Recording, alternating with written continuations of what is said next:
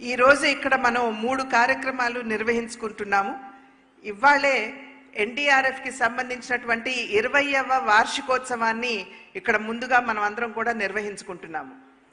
दूसरा, national institute of disaster management NIDM का दक्षिण भारत के सभी राज्य और केंद्र शासित प्रदेशों के परिसर का आज यहां पर उद्घाटन किया गया. అదే విధంగా national institute of disaster management NIDM కి సంబంధించినటువంటి అంటే దక్షిణ భారతదేశంలో ఉన్నటువంటి రాష్ట్రాలు వాటితో పాటుగా యూనియన్ టెరిటరీస్ ఉన్నటువంటి వాటికి సంబంధించినటువంటి NIDM ని ఇవాళ ఇక్కడ మనం ప్రారంభం చేసుకుంటున్నాం. और इसके साथ ही NDRF की 10वीं वाहिनी का भी उसके संपूर्ण कामकाज के अनुरूप बिल्डिंगों का भी उद्घाटन करने का काम हुआ है. అదే విధంగా మూడవది NDRF కి సంబంధించినటువంటి 10వ బెటాలియన్ కి సంబంధించినటువంటి ఏదైతే ఇక్కడ సముదాయం ఉందో దాన్ని కూడా ఇవాళ మనం ఇక్కడ ప్రారంభించుకోవడం జరుగుతుంది.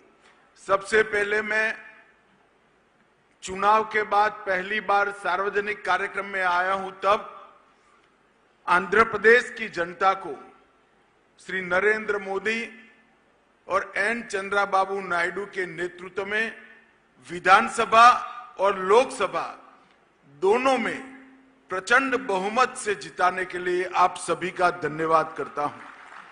ముందుగా ఎన్నికలు అయిన వెనువెంటనే మొట్టమొదటిసారిగా నేను ఈ రాష్ట్రానికి వస్తున్నటువంటి సందర్భంలో ప్రధాని నరేంద్ర మోడీ గారు అదే విధంగా రాష్ట్ర ముఖ్యమంత్రి వర్యులు చంద్రబాబు నాయుడు గారి నేతృత్వంలో మనం ఎన్నికలకు వెళ్ళినప్పుడు మీరందరూ అనూహ్యమైనటువంటి విజయాన్ని అందించినందుకు మీ అందరికీ కూడా పేరు పేరున నా ధన్యవాదాలు తెలియజేస్తున్నాను. मित्रों, ईश्वर ने भेजी हुई आपदा होती है. डिजास्टर ईश्वर जब भेजता है तो NDRF काम में आता है, और मैन मेड डिजास्टर जब होता है तब NDA काम में आता है. ఎప్పుడైనా సరే ప్రకృతికి సంబంధించినటువంటి ప్రమాదం వాటిల్లినప్పుడు NDRF ముందొచ్చి వారి సేవలను అందిస్తారు. కానీ మనుషుల మాధ్యమంగా వచ్చినటువంటి ప్రమాదాలు ఏవైతే ఉంటాయో వాటిని ఆదుకోవడానికి NDA ముందుకు వస్తుందని చెప్పి మీకు తెలియజేస్తున్నాను. 2014 से 19 5 साल अपार संभावनाओं वाले राज्य आंध्र प्रदेश की जिस प्रकार से दुर्गति हुई वो मैन मेड डिजास्टर था. 2019వ సంవత్సరం నుండి 5 సంవత్సరాల పాటు ఏదైతే అమితమైనటువంటి సామర్థ్యం ఉన్నటువంటి ఆంధ్ర రాష్ట్రాన్ని ఏ విధంగా ధ్వంసం చేశారో మనందరికీ తెలియనటువంటి విషయం కాదు. అది మనుషుల చేత వచ్చినటువంటి ప్రమాదంగా మనం అందరం కూడా గమనించాలి. और मैं आज आंध्र प्रदेश की जनता को विश्वास दिलाना चाहता हूं कि आपके 5 साल जो व्यर्थ गए हैं इसकी चिंता मत करना. 3 गुना स्पीड से चंद्रबाबू जी और मोदी जी की जोड़ी आंध्र प्रदेश का विकास करेगी. ఈ రోజు మనం గడిచిన 5 సంవత్సరాల కాలం ఏదైతే మనం కోల్పోయామో, అన్ని అవసరాలు ఉన్నా కూడా మనం కోల్పోయామో, దాని గురించి మీరెవరూ చింతించవలసినటువంటి అవసరం లేదు. ఇవాళ నరేంద్ర మోడీ గారు మరియు చంద్రబాబు నాయుడు గారి నాయకత్వంలో నేతృత్వంలో 3 ప్రగతి మనం ఖచ్చితంగా ఆంధ్ర రాష్ట్రంలో సాధించగలం. एक और चंद्रबाबू जी एडमिनिस्ट्रेटिवली, फाइनेंशियली और डेवलपमेंट के रोड मैप की दृष्टि से आंध्र को दिन दूनी रात चौगुनी स्पीड से सेट करते जा रहे हैं. और दूसरी ओर 6 माह में नरेंद्र मोदी जी ने 3 लाख करोड़ से ज्यादा का इन्वेस्टमेंट और मदद आंध्र प्रदेश के लिए भेजी. అటు పరిపాలన దక్షత అదే విధంగా ఆర్థిక పరంగా కూడా ఆంధ్ర రాష్ట్రాన్ని ముందుకు తీసుకువెళ్లేటువంటి సామర్థ్యం ఉన్నటువంటి ముఖ్యమంత్రి చంద్రబాబు నాయుడు గారు ఇక్కడ ఉన్నారు. వారు రేయింబవళ్ళు కూడా ఏ విధంగా ఆంధ్ర రాష్ట్రాన్ని గాడిలో పెట్టాలి అనేటువంటి అంశం మీద వారు దృష్టి కేంద్రీకరించడం జరిగింది. రెండో వైపును చూసినట్లయితే దేశ ప్రధాని అయినటువంటి నరేంద్ర మోడీ గారు ఈ 6 నెలల కాలంలోనే అధికారంలోకి వచ్చి 6 నెలలే అయింది. కానీ దగ్గర దగ్గర 3 లక్షల కోట్ల మేరకు ఆంధ్ర రాష్ట్రానికి సంపూర్ణమైనటువంటి సహకారాన్ని అందించారనేటువంటి విషయం గమనించాలి. अभी 2 दिन पहले ही कैबिनेट में विशाखापट्टनम के स्टील प्लांट के लिए 11,000 करोड़ रुपए की इन्वेस्टमेंट की घोषणा, मदद की घोषणा नरेंद्र मोदी जी ने की है. ఇంతకు ముందు 3 రోజుల క్రితమే కేబినెట్ లో తీసుకున్నటువంటి నిర్ణయం మాధ్యమంగా మన రాష్ట్రంలో ఉన్నటువంటి విశాఖ స్టీల్ ప్లాంట్ కి, వైజాగ్ స్టీల్ ప్లాంట్ కి 11,440 కోట్ల రూపాయల మేరకు సహాయాన్ని అంటే సపోర్ట్ ని ప్రకటించినటువంటి విషయం మనందరికీ తెలుసు.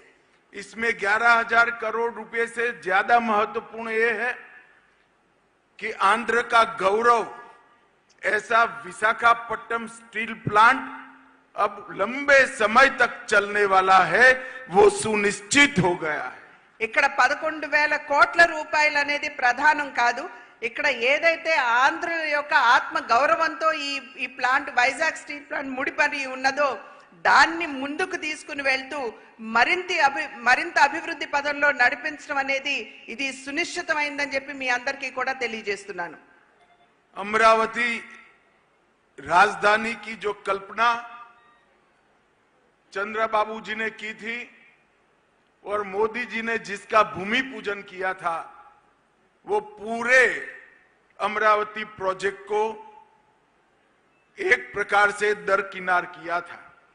मोदी जी ने ये 6 महीने में 27,000 करोड़ रुपया अमरावती प्रोजेक्ट के लिए हुडको और वर्ल्ड बैंक के माध्यम से देकर चंद्रबाबू नायडू जी की कल्पना की राजधानी बनाने का काम स्पीड से आगे बढ़ाने का काम किया है.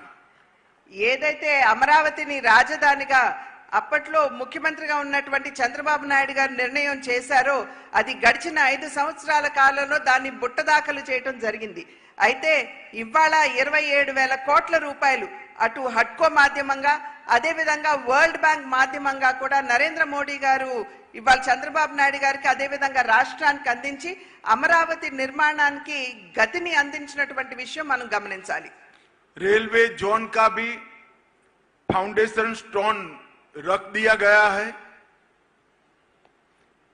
రైల్వే జోన్ కూడా ఏదైతే ఇంతకు ముందు చాలా నెమ్మదిగా అడుగులు వేస్తూ వెళ్ళిందో దాన్ని కూడా ఇవాళ ఆంధ్ర రాష్ట్రానికి అందివ్వడం జరిగింది. और पोलावरम जो कि लाइफ लाइन है आंध्र प्रदेश की, मैंने आज सुबह ही चर्चा की है चंद्रबाबू जी से. उनका विश्वास है 2028 तक पोलावरम का पानी पूरे आंध्र प्रदेश में पहुंचना शुरू हो जाएगा. అదే విధంగా పోలవరం ఏదైతే ఆంధ్ర రాష్ట్రానికి జీవధార అని చెప్పి మనమందరం కూడా భావిస్తామో దాని గురించి కూడా ఇవాళ ప్రొద్దున్నే చంద్రబాబు నాయుడు గారితో చర్చించడం జరిగింది.